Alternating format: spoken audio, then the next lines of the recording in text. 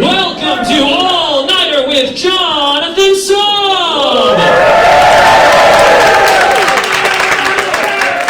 Houston's first, only, and last live late-night talk show. Please sit down anywhere, silence your housemates, and stop tickling your neighbor, you devil. Before we begin, we'd like to thank our generous sponsors. All Nighter with Jonathan Song is brought to you by the little man who lives in your sperm. What's he doing in there? Is he having a good day? What does he do for fun? Does he knit? What does he knit? What do you think his name is? Cooper? I'm going to go ahead and say his name is Cooper. This show is brought to you by Cooper. And now, here's your host, Jonathan Song!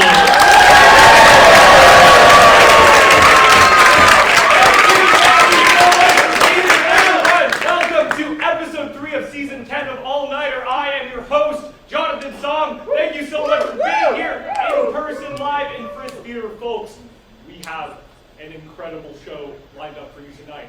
Our grown-up guest is a professor in the chemistry department and the most recent recipient of the Nobel Prize for Chemistry. Give it up for Professor David McMillan!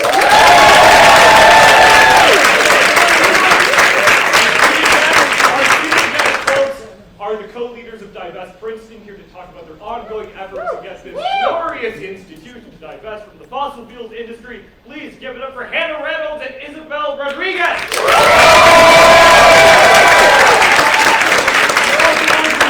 To the lovely vocal stylings of Aaron Ventresca. Will be tonight's feature in All Nighter's signature musical moment, Manthems. And finally, we have a very special performance from the one and only Tora Tycho. I couldn't do any of this without my lovely, irreplaceable, dog-tooting cowboy of a co-host. Give it up for Sophie Evans!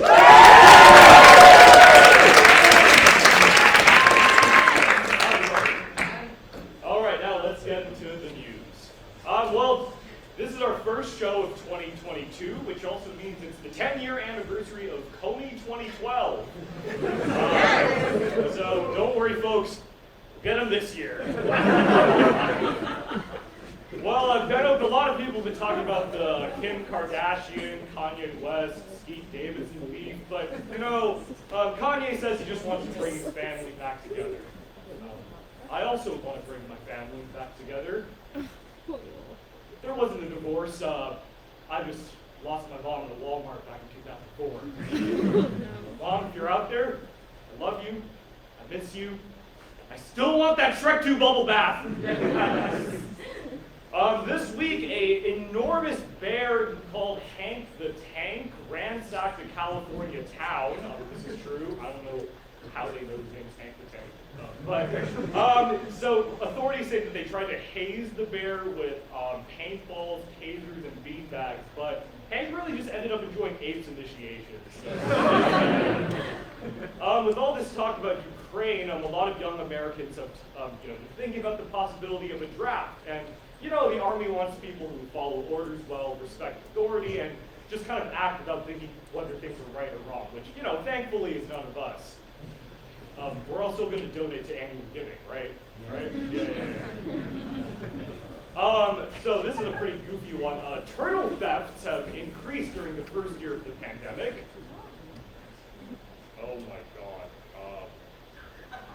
Wow, I just read that. I meant to say maternal deaths.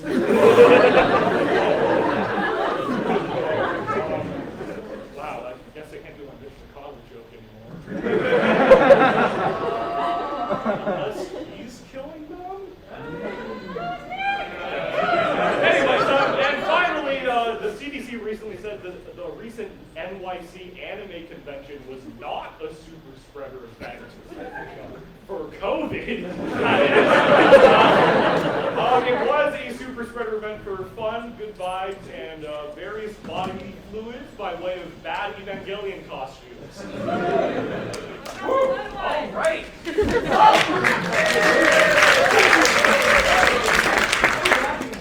a regular episode of All Nighter. Things have been really weird recently, I think. I feel like they haven't been that weird.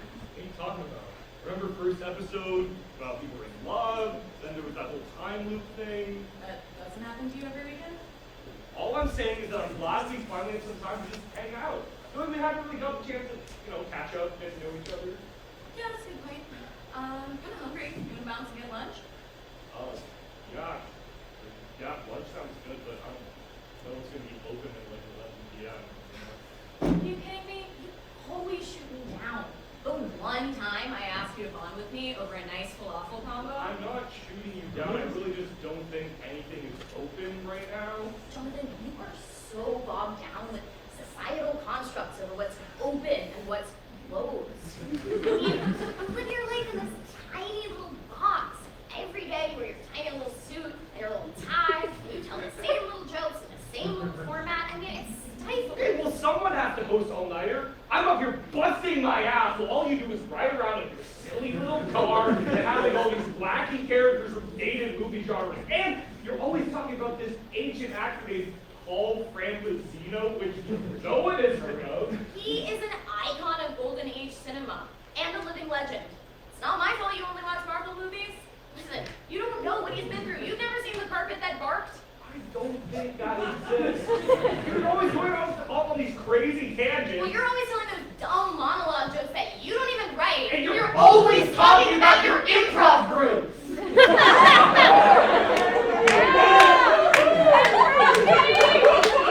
Okay, fine. You're entitled to your opinion. You can never do what I do. Being the host of All Nighter is a tough job. What? Like it's so hard to stand up here in a suit and be tall? You can never be co-host. You know how much whimsy I inject into this operation? I agreed to lunch and I wasn't even hungry. You know what?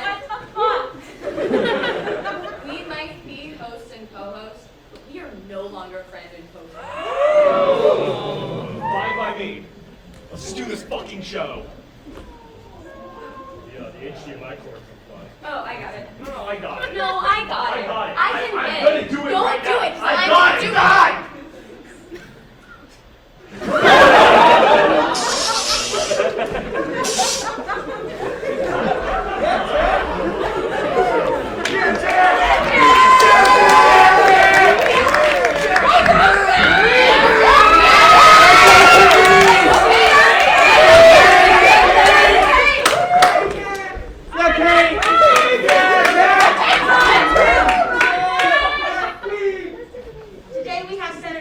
Today we have Mr. Mark Zuckerberg, Chairman and CEO of Facebook, here to testify before the Senate. Wait, I mean, Mr. Mark Zuckerberg? Zuckerberg? Mr. Zuckerberg, if you could come to the stand.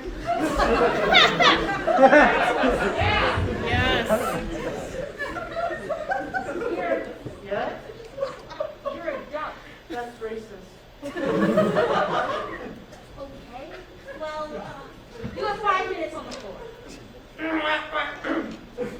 Facebook is extremely careful with your data and would never let a leak happen.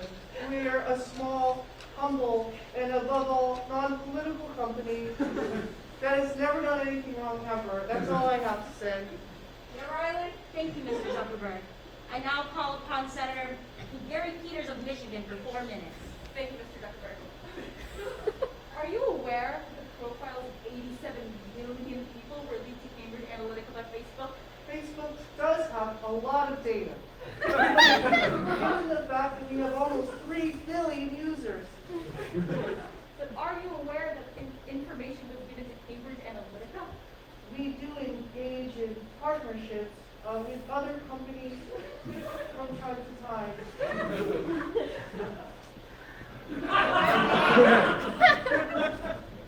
You ducking that question? Excuse me? Are you saying that because I'm a duck? What kind of quackery do you have going on behind the scenes? What bring up you?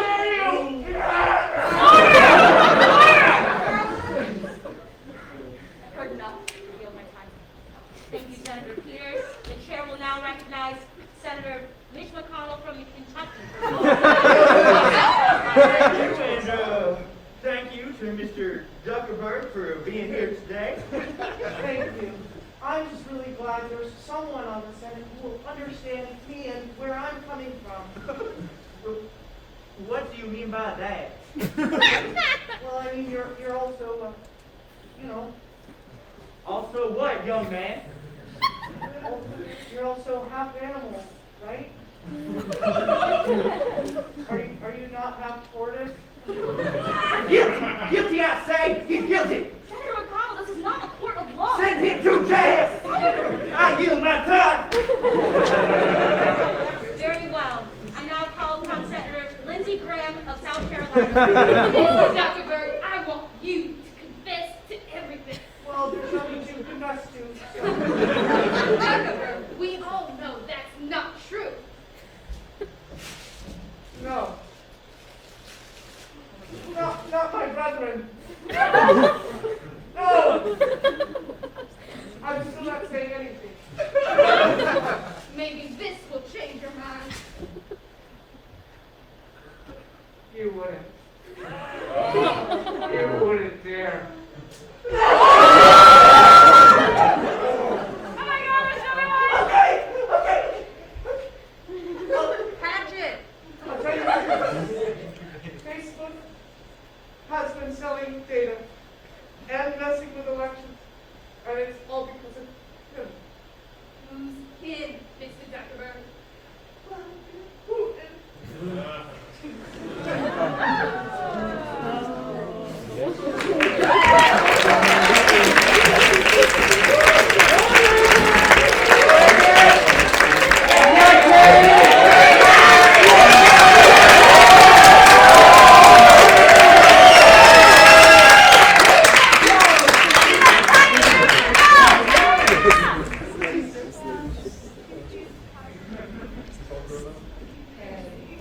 What's next?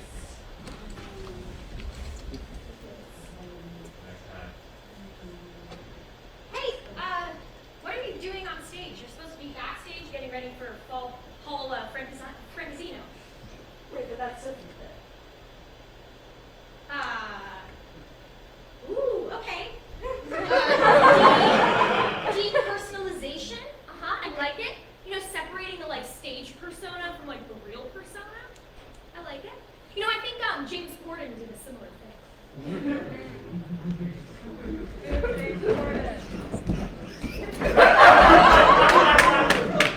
So much smaller than usual. Hey, kid, have you seen my Paul Francesino commemorative bathrobe, or as I like to call it, the Paul shawl?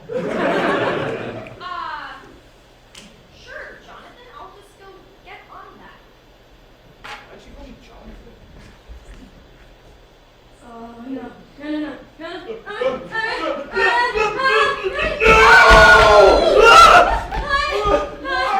did this happen? I'm so tall! We were arguing. Everything was so normal. We were just talking. I'm so tall.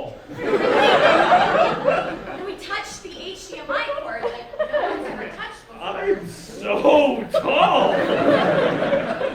And then we switched bodies? Okay, no big deal. We'll just touch the cord and we'll switch back, right? Oh man, I never even got to see what it was like to have a penis. Okay, we don't have time for experimentation. And that's gross. On the count of three, we put our hands back, switch our bodies back, okay? 3, 2, 1. It's okay, it's no big deal. I'm just in your body and you're in mine. My tall body. Hey, it's no big deal. I can host the show, okay? And no one even has to know that it's me, Sophie, inside of this. Fine. I guess if we have no other choice, I just get to walk around in this small car. Hey, remember, pretend that everything's normal. No one has to know, okay? Hey, Sophie, time for quick fire rehearsal.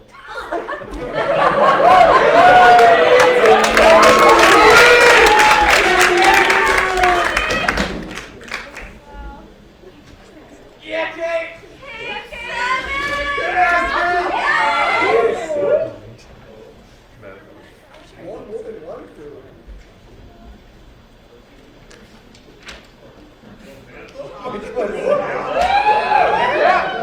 All right, here, folks. Right now, we're gonna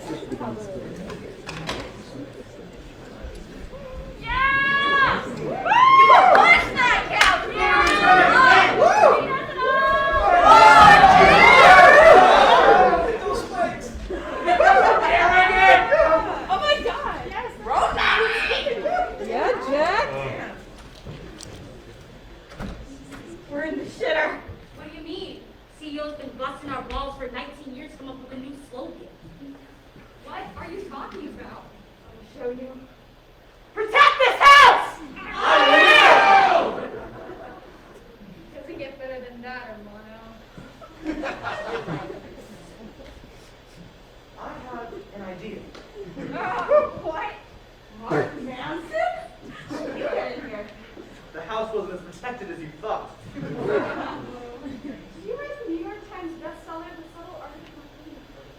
Who gives a shit? Someone toss this guy a ball. Hey! I have an idea. Protect this house. Mark, you've been using that for 19 years. Something dynamic. Something fresh. Something like fresh. No, Marvel, get a suit. No, it's gotta be something totally. I got an idea. You know, it'd be nice if you spent some time with the kids, right? I mean, you spend all of your time at work, and I don't even know what you do.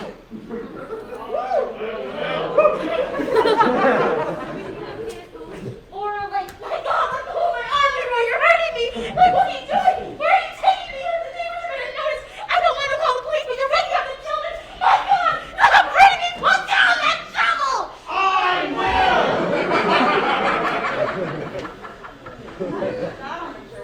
I already did.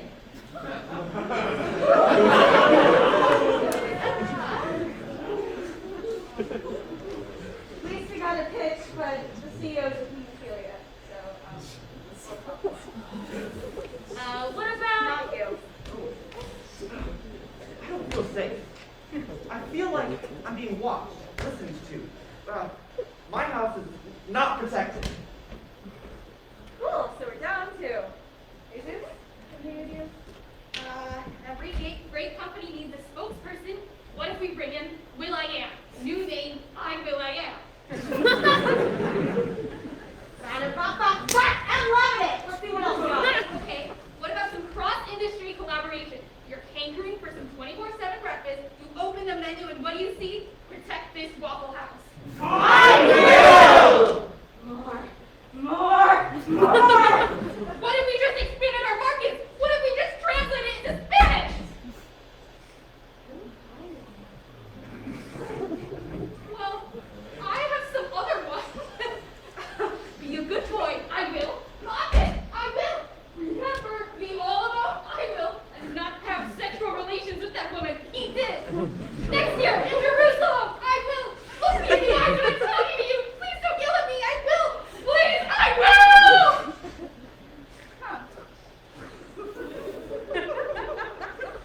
Melania brand, I breathe t-shirt.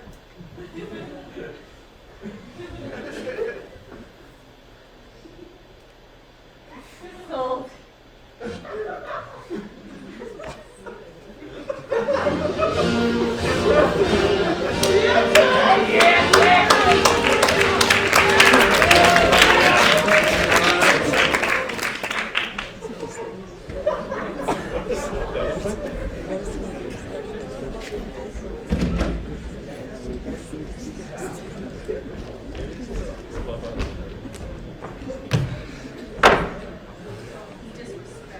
Okay, this is going pretty great. I told you being host wasn't hard. I already just said I'm tall to like 3 problems and resolved them. Yes, having no responsibilities is fine.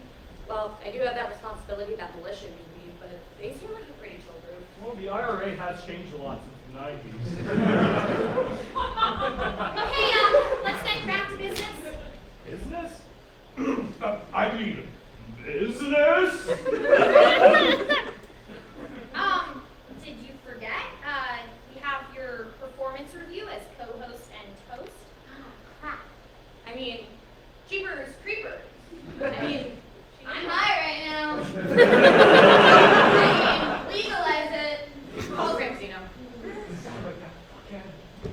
Anyways, how do you, Kate? Producer? K-Dog? Let's keep this professional, right? Okay, so we're halfway through the 3rd episode of All Nighter, so that means it's time for performance review. As co-host and host, how's the show going? Good. I think that's right. Excuse me. Host goes first, you know that. I mean, it's time for you to get in the co-host corner. Co-host corner. Pretend like you don't know what that is. Last time you were in there, I want to talk about it. Okay, so in the interest of time, John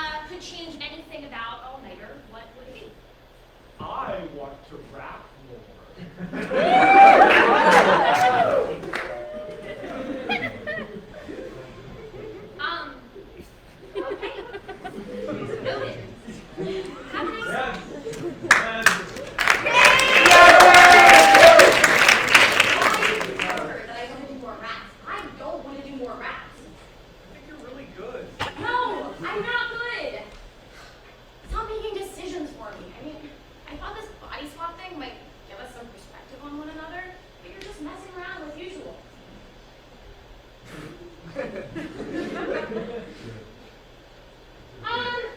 you all ready for the interview with the professor? Okay. Do I bow? Should I bow? Ladies and gentlemen, it is my distinct honor and privilege to welcome to the stage Professor David McMillan.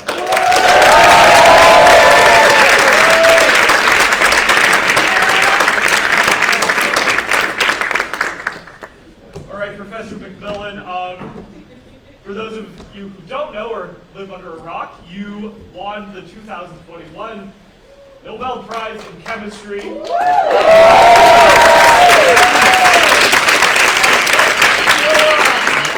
first question is, how are you? Yeah, I feel like it must be a pretty significant life change to, go from not being a Nobel Prize winner to waking up one day as a Nobel Prize laureate. So, how have things been since then? I'd say it's awesome. I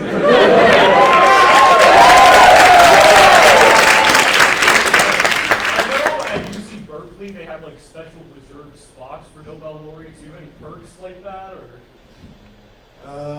I think when I show up now, the members of my group actually talk to me.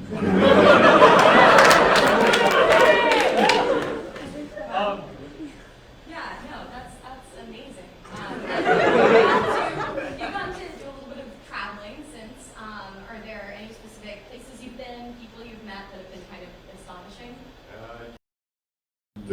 The weirdest one is William Shatner, Captain Kirk, actually called me up to interview me, which was cool, which was great. Because when I was 7 years old, I'm Scottish, you can maybe tell from my accent. So when I was 7 years old, I'd watched Star Trek, and I kind of liked Star Trek, and it was kind of awesome when Captain Kirk called me up, and we had this interview. Then a week later, he called me up again, and had some other questions and other things, and then he calls me up kind of regularly and asks me weird questions, and so the other week he called me up and said, "Dave, what is a photon?" And I was like, Captain Kirk wants to know what a photon is, so I have to tell him. So yeah, it's been particularly bizarre.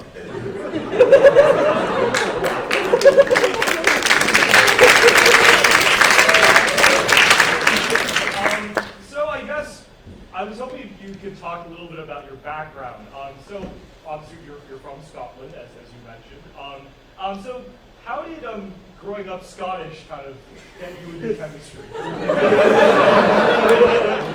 I think it was my very early interest in alcohol that really.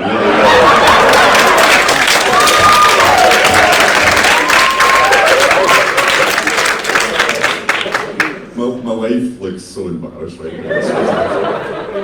No, so I grew up, it wasn't that interesting. I grew up in a town where there was no one went to college. My brother went to college and he was viewed as lazy because he was avoiding getting a job. But then he actually got a better salary than my dad, and then I was told I had to go to college. So that was basically that and the alcohol. So what drew you to chemistry particularly? I was just in the front row, so it's a horrible story.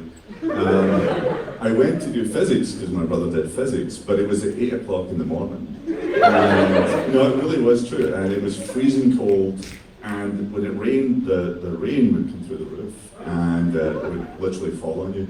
So about an hour later, though, in this warm lecture theatre was chemistry, and then that's when chemistry spoke to me.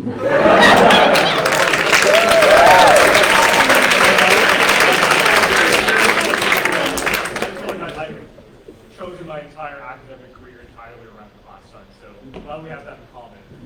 Was there any point where you thought about studying something other than chemistry, or if you didn't end up being the renowned chemist that you are, do you have a sense of like what you might be doing otherwise? I'd be in construction. No, I don't know. Gene, what would I be doing if I wasn't doing chemistry? You're a comedian. No. I would love. I know I was a terrible soccer player. I was a terrible. But that was my dream, was to be a soccer player. But I was terrible at it. So no, but the what? Band was terrible. We actually have them here right now. So, as I'm sure as a Nobel laureate now, you kind of are put in this position where you kind of have to be like an ambassador for science, I imagine, beyond just like your specific research. And I'm just wondering if you could talk about a little bit what that's like, and also what you found to be the most effective, and also, you know, where the challenges are in communicating science to a broader audience, especially at a time where, you know, it's especially relevant with climate change and the pandemic. Yeah, just some of your thoughts on that very, very broad one. You're trying to make me serious. Climate change turns out is bad.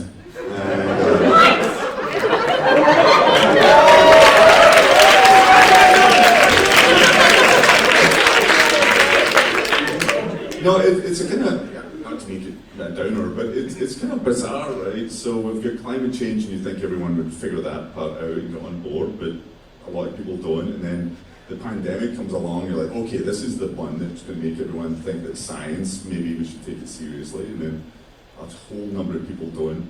And it's kind of, as a scientist, it's really, really bizarrely frustrating how much scientists get beaten up about this whole thing. And not to make it too serious, but it's scientists really are these, despite myself, are reasonably noble people who are just trying to actually get things done for the human race. And it's kind of bizarre how, you know, you see so many people who suddenly become politically against science, which is kind of bizarre. You know, I'm sorry, I'm getting very, very somber about this whole thing, but it really is true. And one of the things that at Princeton is fantastic is the number of people who literally show up, and I'm lucky because I won this stupid prize, but so I get some recognition, but there's all these people who don't get any recognition, which is a real shame because they're actually just busting their butts to do good stuff.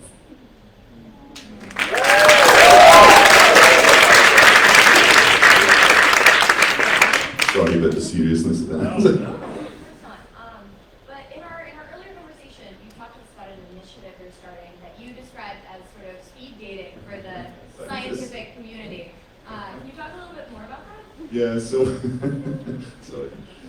What this was, we did this, thank you for bringing up the thing that we did, which was interesting, was, so what we did was do this, you go into all these different departments and you realise that all the faculty, all the researchers live in those departments. So the question was, how do you start to get those people in this department to talk, so how do you get people in neuroscience to talk to people who are doing architecture, or how do you get people in economics to talk to people in chemistry? And that would at first make no sense. But then you start to realise that if you can actually get those people together, you can copy completely new fields, which is really interesting. Anyway, so we called this speed dating for scientists, and we put this in front of the trustees, and they thought it was fantastic. But they thought it was kind of like a romantic thing. So they thought this was brilliant because scientists couldn't get dates and stuff. But it turns out nothing obviously to do with that. But what they did, which was brilliant, is they put up a little bit of money and it went really well. So we've now raised, I think, $80 million. We have almost 1,000 collaborations on campus, and every other university in the world is trying to copy it now, which has been really fantastic. But with the only thing, it's not the money that matters. What matters is the fact that there's all these new fields of research which are coming forward. Do you have advice for Princeton students who are becoming collaborators or will be, you know, entering into various fields, but in terms of how they interact with disciplines that might be unfamiliar to them or even with their own colleagues? Yeah, I mean, the thing I would say, which is, I don't think, well, everyone's different, but I think when you're an undergraduate moving to worse, doing other things, you're always a little bit intimidated by people that you bump into or meet. And the bottom line is just don't be. I mean, just follow what you're excited about and go do it and ignore everything else. It sounds easy to say, cliche to say, but just do what the hell you're interested in and you'll have an absolutely fantastic time.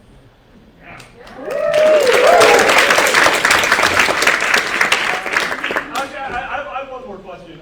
So I'm not going to make you like explain your research because I feel like you've had to do that at Museum for the past however months. But I'm just wondering if you have any like stories about I thought you mentioned like going to meet with soccer teams and whatnot. Like, so are you going there to explain your research to them? Are you there to like shoot the shit about soccer?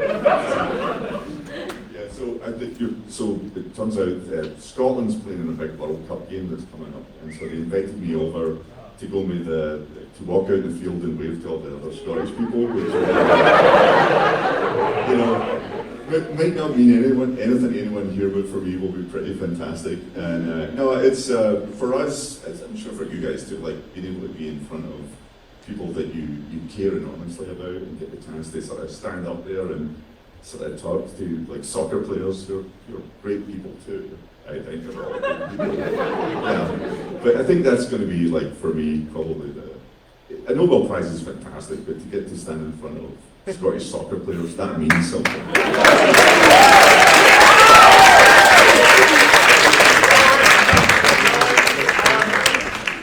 We have a little something prepared for you, which I'm sure will be the greatest challenge of your professional life.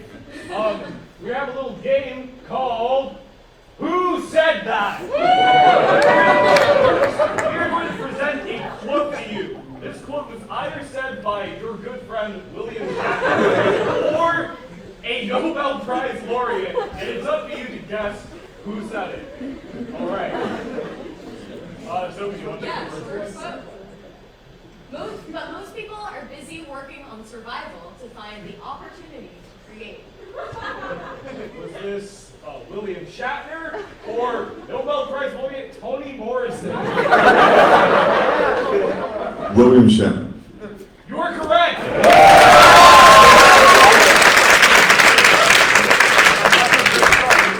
Okay, we have our next quote here.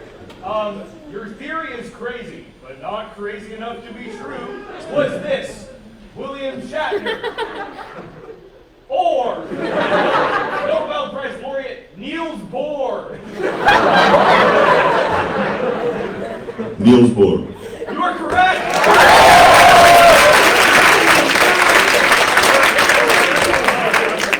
Okay, the quote is, we're human beings with the blood of a million savages. Stop it! You can admit that we're joking, but we're not going to do it today. That's all it takes, knowing that we're not going to do it today. Was this William Shatner or Nobel Peace Prize laureate Henry Kissinger?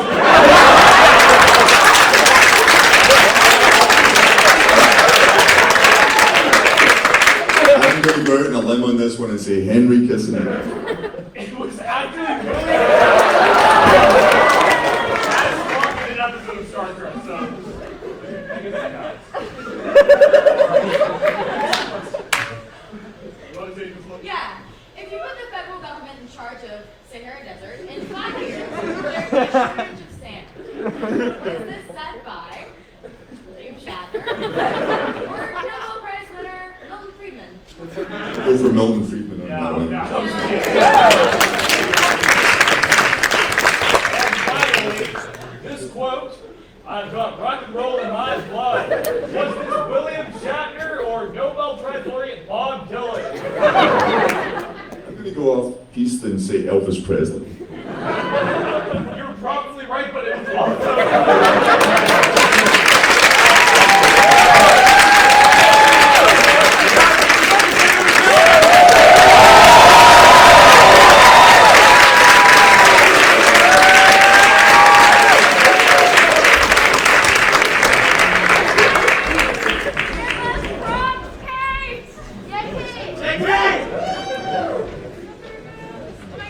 Yay!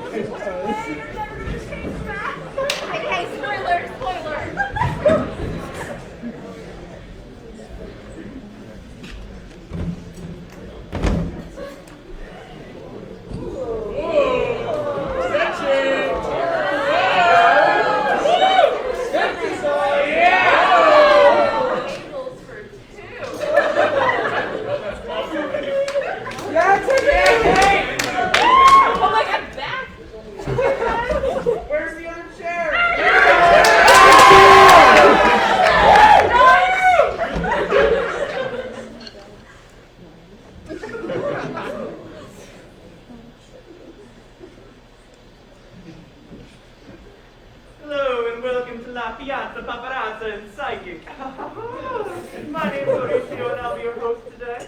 Hi Mauricio, I'm Jonathan. I'm your customer today. Bravissimo! Could I get you guys any drinks or appetizers? Actually, I already know what I'm gonna order as an entree, but I don't want to rush you, sweetie. Oh, no. Order now, I'll peruse the menu. Okay, I'll go with whatever red wine you suggest and chicken parm, please. Bravissimo, and for you, sir? Jeez, I can't decide. They all look so good. Do you have any suggestions? Ooh, my personal favorite is the frutti di mare. Ooh, that sounds good. It's delicious! I wake up at 3 o'clock every morning to fetch the seafood, and 5 o'clock every morning to cook the broth. Sometimes I make a thermos of it to the gym. Is there mussels in it? Tons! And shrimp? Loads! And linguine noodles? Oodles! Great. You know what? I think I'm ready to order. I'm gonna have a Caesar salad. Are you sure? Yeah. You don't want the frutti di mare? No, just the Caesar salad. Oh, and a water. But why did you ask about it in such great detail then? Well, I was curious. Are you sure you don't want the frutti di mare? Yeah.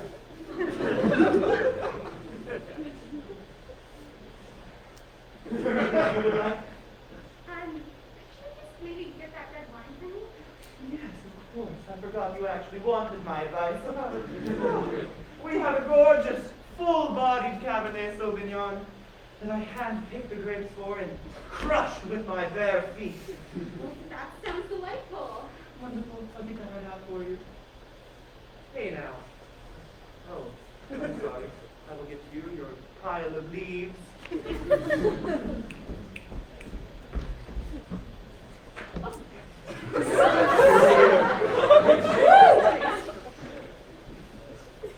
Kiss.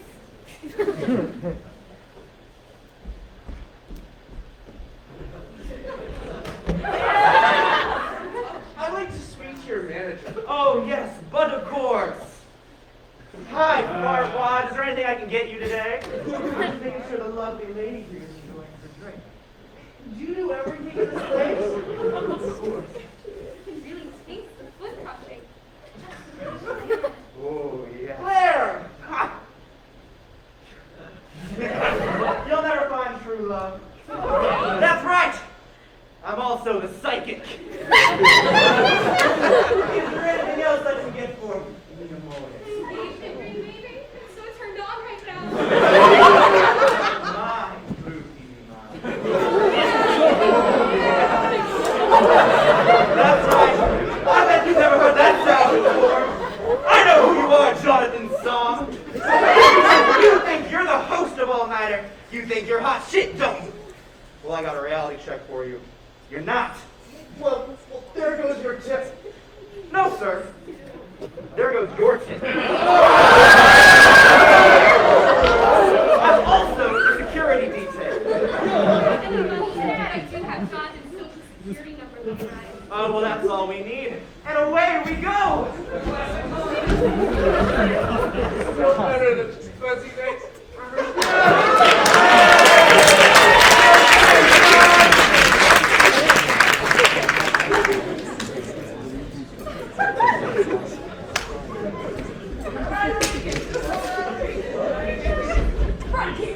Yeah, Kate! Let's go, Kate!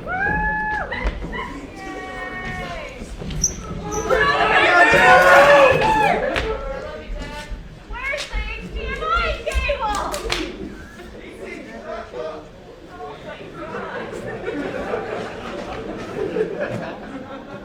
It just sounds the weirdest dream. There was a restaurant, a girl. Okay, I'm just gonna tell you what my parents used to tell me when I was growing up. Literally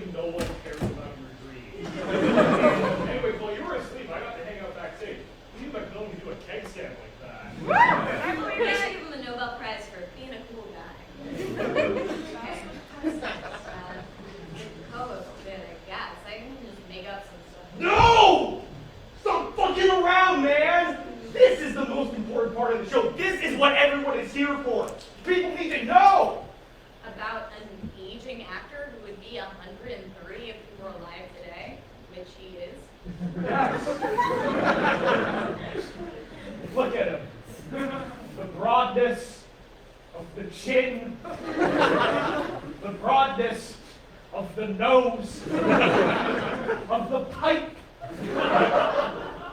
I forgot you some note cards. Did you look over them?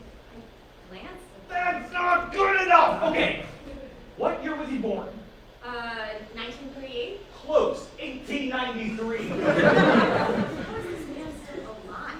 Where was he? Where was he born? Dayton? No, the cornfields. Fields of where? The cornfields aren't a place; they're in a motion. Okay. What's his middle name?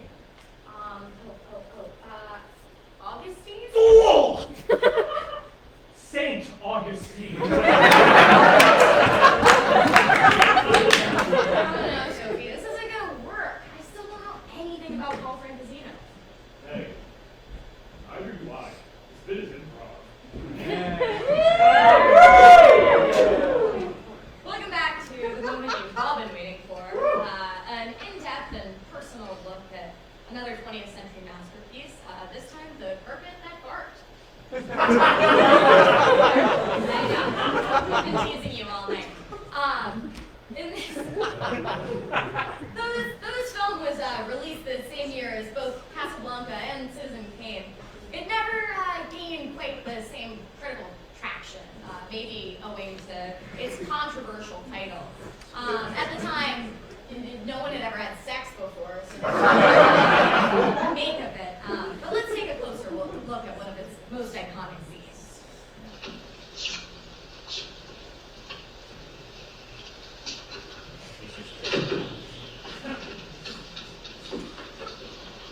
There you go. There. All right, let's stop this one. That's Paul Francesino, front and center. Next to him is his brother, Saul Francesino. Though never quite as good of an actor, he showed talent both on and off the stage, and ultimately wound up living a long and happy life as a cameraman. He later made a documentary about his brother Paul that got them both in quite a bit of legal trouble and led to both of their bankruptcies in the 1970s. You can see the tension boiling over here. What did Miami have to say? Everything's okay. How soon will they be down? They were leaving right away. How you feeling, Copper? Prop cigars weren't invented in 1945, so the cigars you see here are real. They're just really, really bad. So there's not really anything that they can do to overwhelm the powerful taste. So the expressions of derision and hatred that you see on the faces, well, partially regular coworker sexual tension, not between brothers, just between other people, was also a product of the putrid odors. I'll say one thing, you sure can take it. By the way, Toots poured it on. Really quick, that's the Paul Shaw. Okay, go on. Well, it sure is hot. Not too close. Well, I won't get away with it, huh? How many times I heard that from dumb coppers I couldn't count. I still say it. You give your left eye to me, wouldn't you? You can see the headlines, can't you? And you might have noticed that they've mentioned 4 or 5 women in the movie, and there's only one woman present. This is because until 1960, women's names were just interchangeable. You could just use one of them, and it's fine. Local deputy captured Johnny Rocco. Your picture had been in all the papers. You might even get the channel in the newsroom while you pulled it off. Yeah. Well, listen, Hick. I was too much for any big city police force to handle. They tried, but they couldn't. But the United States government has been a rap on me. Now they won't make it stick. Paul Francesino based this portrayal of the notorious gangster you see here on an unlikely source, Franklin Delano Roosevelt. He took direct inspiration from the gumminess that Franklin Delano Roosevelt's mouth constantly conveys. He was chewing on something, but just couldn't really chew it enough to swallow it. And some say this is why he wasn't elected for a fourth term. You hick. I'll be back pulling strings to get guys elected mayor and governor before you ever get a $10 raise. Yeah, how many of those guys in office owe everything to me? I made them. Yeah, I made them just like a tailor makes a suit of clothes. I take a nobody, see? Teach him what to say, get his name in the papers. Yeah, pay for his campaign expenses. Dish out a lot of groceries and... The first known allegation about fake news. Cole, get my boys to bring the voters out, and then count the votes over and over again until they added up right and he was elected. And what happened? Do you remember when the going got tough? When the heat was on? No, he didn't want it. In the 32 takes that preceded this one, the Saul Frampesino stuck his nose and stuck his finger in Paul Frampesino's nose every single time. To the point that they had to get a PA whose job was just to keep him from sticking his finger in Paul Frampesino's nose. And that kid ended up being Martin Scorsese. All he wanted was to save his own dirty neck. Yeah, that's enough of that. Yeah. Public enemy, he calls me. Me, who gave him his public, all wrapped up with a fancy bow on it. Angel, am I club? And that's the coolest hat I've ever seen in my life. So, I hope you understand a little bit more about this film.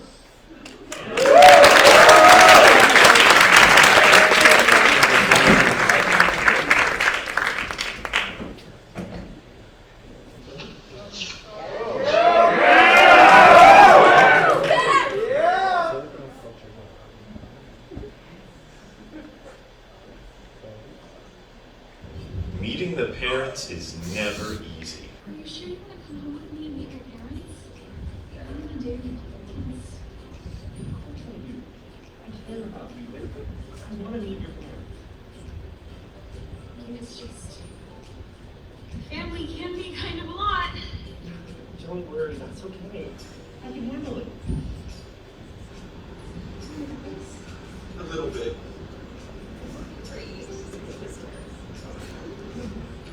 Mom? Dad? Come here, guys. What? It's my dad. Because this family is dogs. Hey, not everyone gets to grow up with a big house on the Cape with lots of siblings like you, okay? Some of us are just humble people from a humble ranch-style home. And living a sweet, small-town life. Every morning, the post dog comes and drops off the mail. Then the dog milkman comes and drops off the dog milk. And the daycare signs a new loan on a new dog house. Then the school dog goes and teaches all the little student dogs new tricks. It's not some fancy private school where you learn how to poop in the toilet, but it was good enough for me, Joel.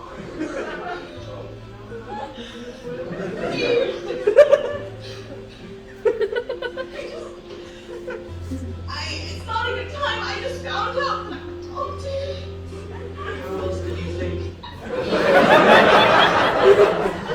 He'll have to learn how to get along with man's best friend. What the fuck? Nobody's parents are dogs. What the fuck? It's just...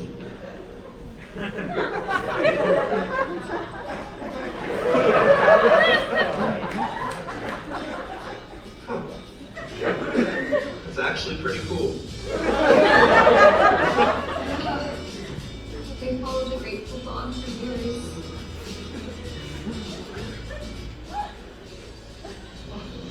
Oh my God, he's missing. He must have gotten over again. I'll find him.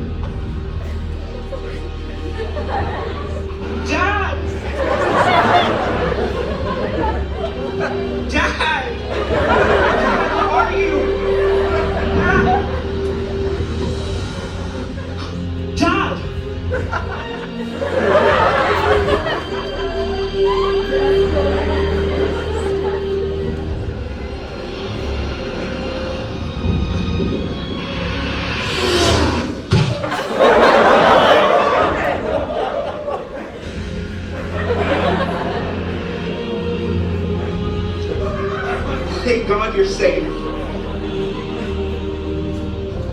Good dog. Yes, wait. No. You can pet my cat.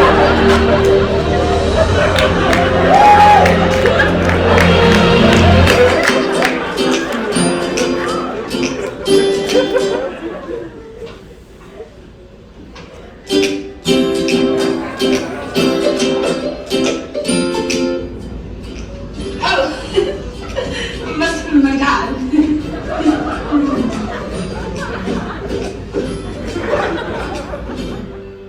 I'm marrying your daughter.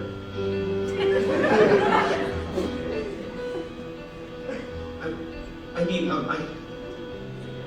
want your blessing to propose. Marriage.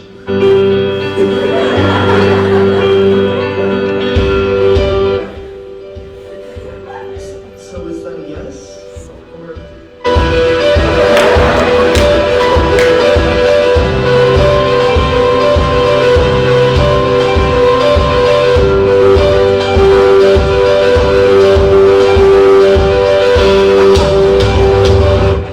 Yes.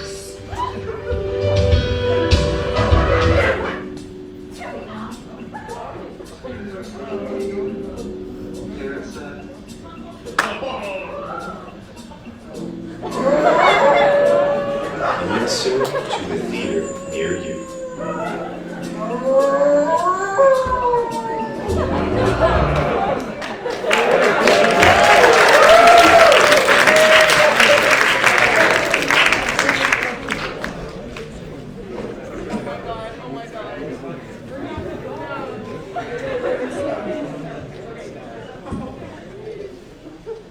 Wow, I didn't realize what an amazing actor Paul Tramposinos was.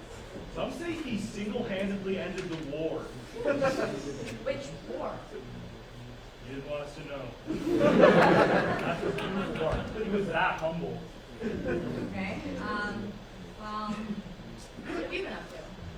Well, I'm glad you asked. I got the green room all set for Tycho, got their favorite Nature Valley bars, extra oats, like honey, and I had a meeting with All Nighter's newly coordinated board of directors and did some fundraising. We have $10,000 now.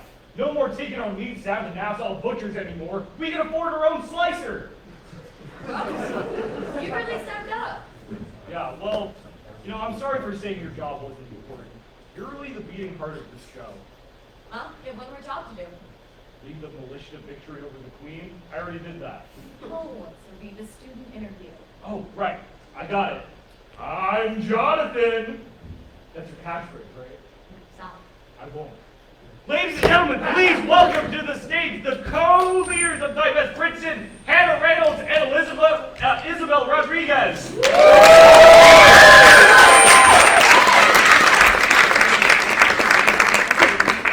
Welcome. Thank you so much for being here.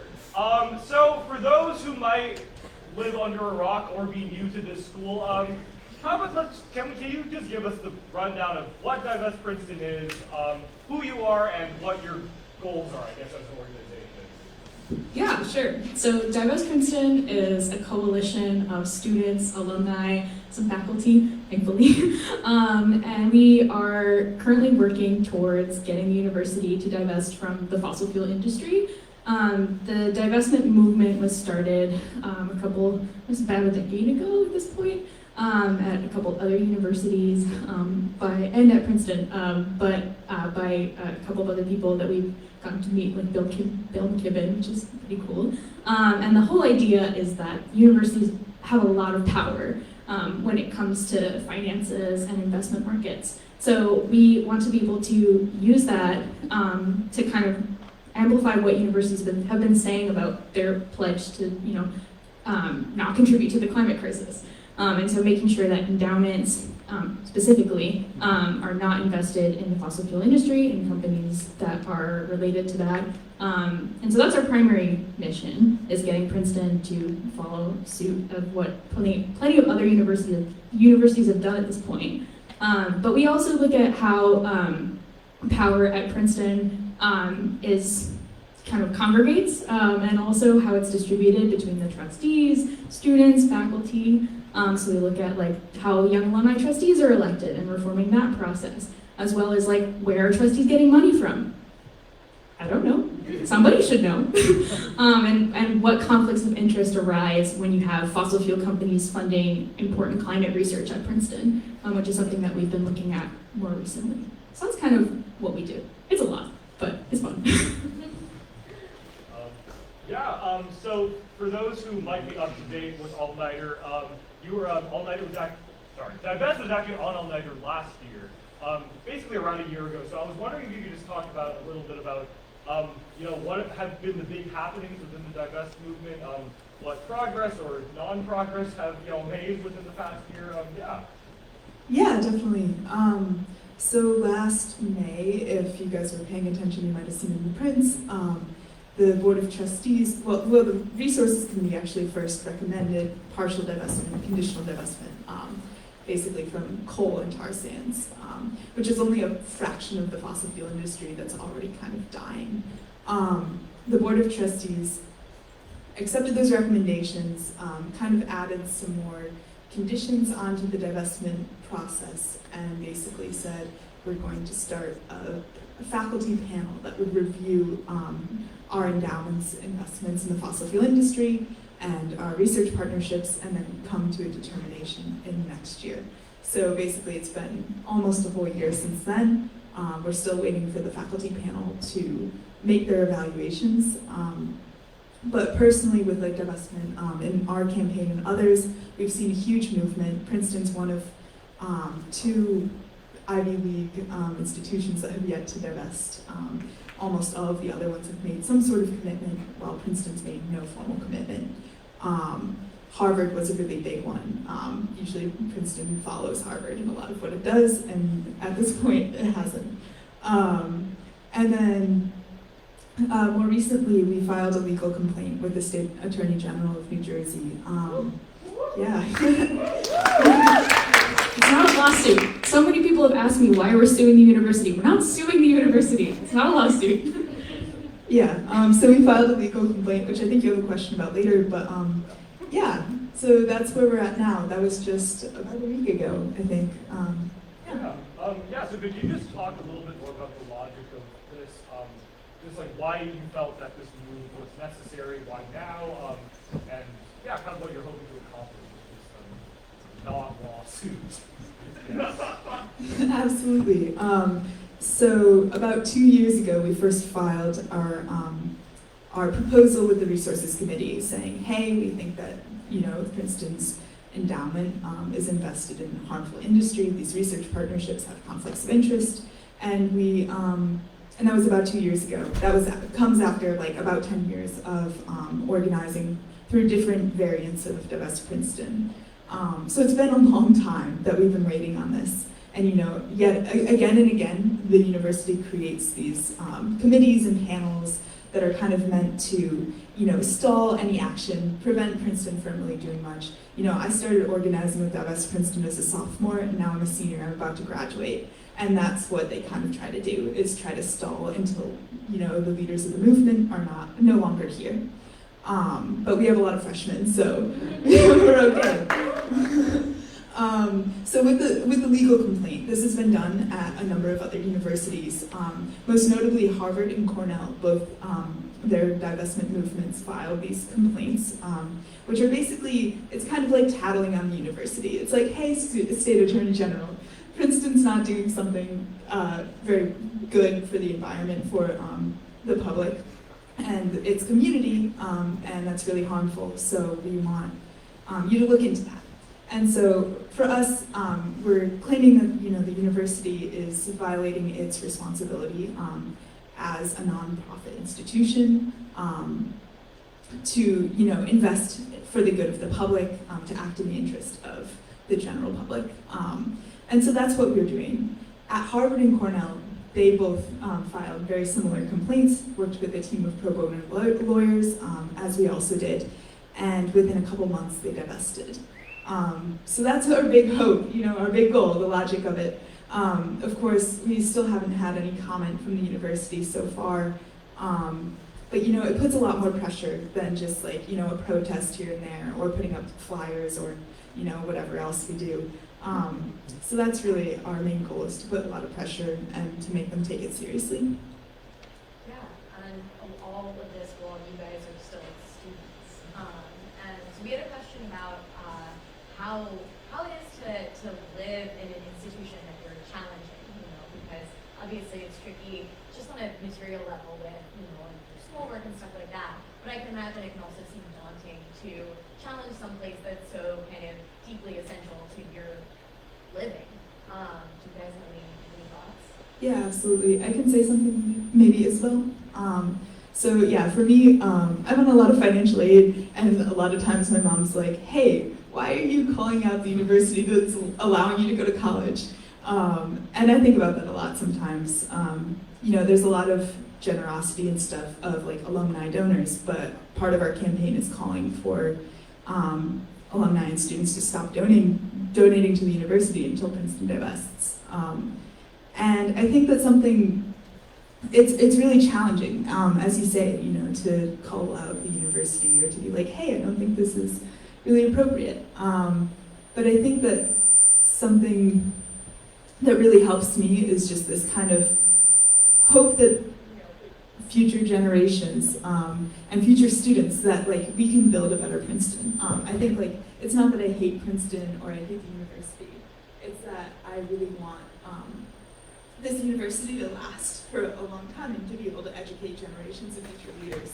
And I think right now, with climate change is such a big issue that Professor McMillan was saying earlier, if we don't act on that, then we don't, we won't be, have a university or planet to be teaching in the future. So that's really what's central to my work, and I think that, if it annoys a few administrators here or there, it's worth it.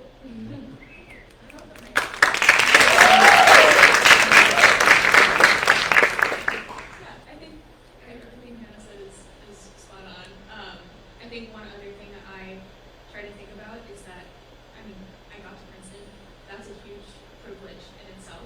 And so I have a responsibility to use that, every ounce of it that I can get.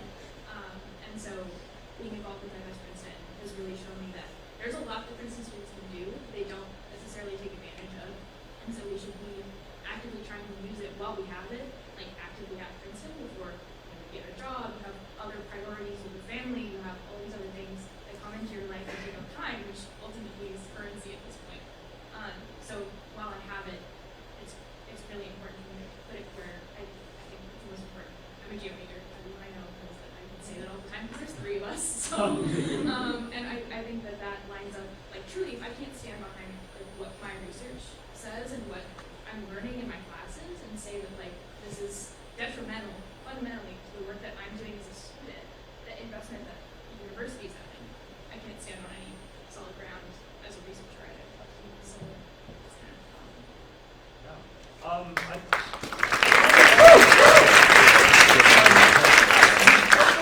earlier, and so I'm wondering how much collaboration you have with the undergrad schools and the other schools. Like, do you ever make coordinated efforts, or kind of can you give some examples of those? Absolutely, yeah. So actually with the legal complaint, we filed the complaint with 4 other schools, so Yale, Stanford, Vanderbilt, and MIT. So that was huge. That was probably the most we've ever collaborated with other schools. We have been working on this complaint for the past all of last semester and then through this semester. And so that was a really great opportunity to kind of be able to engage with other organizers. But we also worked a lot with Divest Harvard, especially because they kind of helped guide us to the legal complaint strategy, and also they really wanted to give back because the university had divested. And so they wanted to support us however they could, as Princeton being such a huge institution and with such a huge endowment. So we've done a lot of collaboration in those kind of senses. It's difficult over Zoom, but it's definitely a hope of the future as well, more organizing and collaboration. One thing that I think I really enjoy about MS Princeton is how much support we seem to get from other student groups on campus. If anything, like our collaboration comes a lot from our alumni that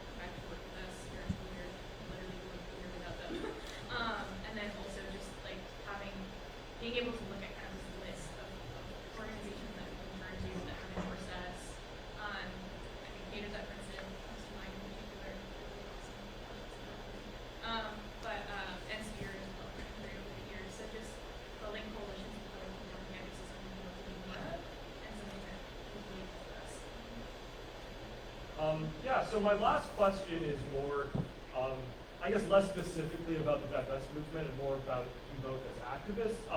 Just because you've been able to create this really amazing visible movement over the past few years. And so I'm just wondering if you have any advice for students who may be looking to advocate or organize for causes that may not be as visible right now, may not be as in the mainstream, but are hoping to, generate that momentum that you all have successfully done. Yeah, I just wondered if you could share any advice or insights that you have about that. Yeah, I think one thing, every movement starts with like a person or two, and you eventually find people that like really care about this issue and will support you and like have build those networks and like Isabel said, there's like a lot of people on this campus that support us even if they're not actively organizing.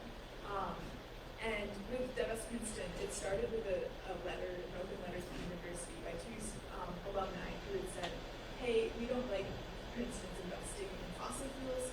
We are going to write this letter and stop donating until Princeton divests. And today it's over 3,000 Princetonians across generations that have signed this letter now. So it really just takes someone who cares about an issue and you're willing to speak up about it and stand up for it. And then the rest will come. Being an activist at Princeton is hard. Like, I think you just have to accept that it's going to be a good growth. But one of the best things about Princeton, I think, is that its alumni network is so involved, and more so than I've seen like any other university with like the current students on campus. So I would say like really leverage that as much as you can as an activist, because one thing that Hannah and I learned is that Princeton will try to tire you out. They will try. They will try so hard to tire you out. But if you can rely on your network of alumni who have your back and maintain something over time over the generations, it seems like a daunting task, but there are people that are there that will support you. It's just a matter of finding them and engaging them. So I would definitely don't be afraid to reach out to people and ask for help. Yeah, we work daily with like a member of the class of 67. That's like 55 years John's old. great. Shout out John. Yeah. He calls us from the ski slopes all the time. He's like, he lives in Colorado and is like constantly like Multitasking. Yeah. That's incredible. It's very inspiring. Yeah, lastly, really quick, for those who want to get more involved in the Divest movement, what can they do now to do that?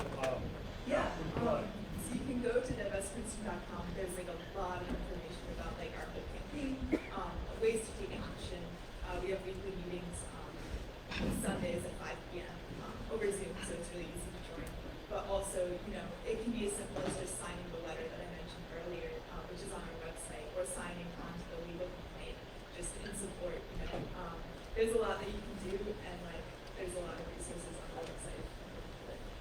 Definitely check out the website. There is a page that I send to I've sent this to at least 10 people, which goes through every member of the board of trustees and basically all the information you're able to find about them. So if you're at all interested in that side of things too, I think there's a lot of resources that you can find interesting.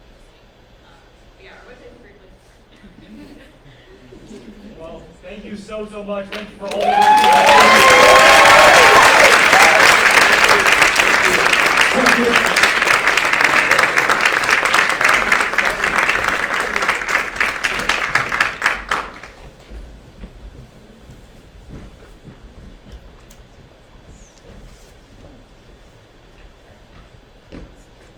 Another day, another dollar, am I right?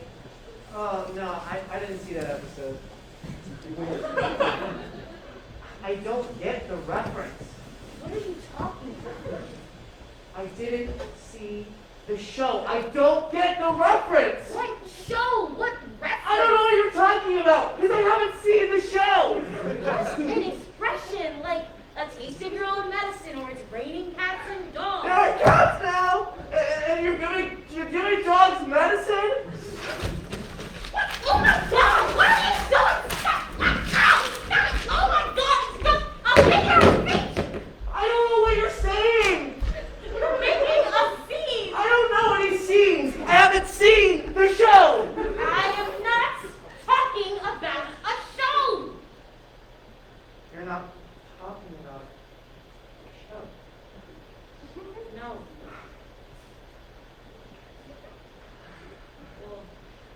got a little out of hand, right? Who's it?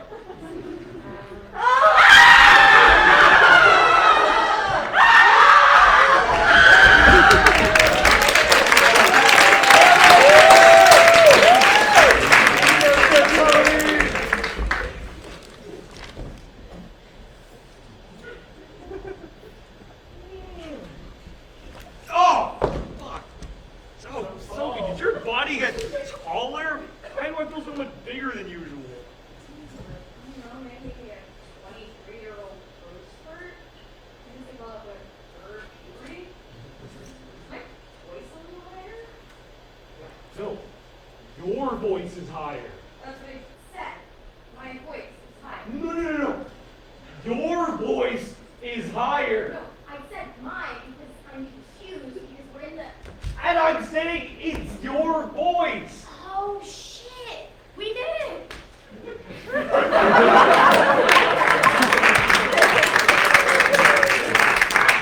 I never even got to helicopter.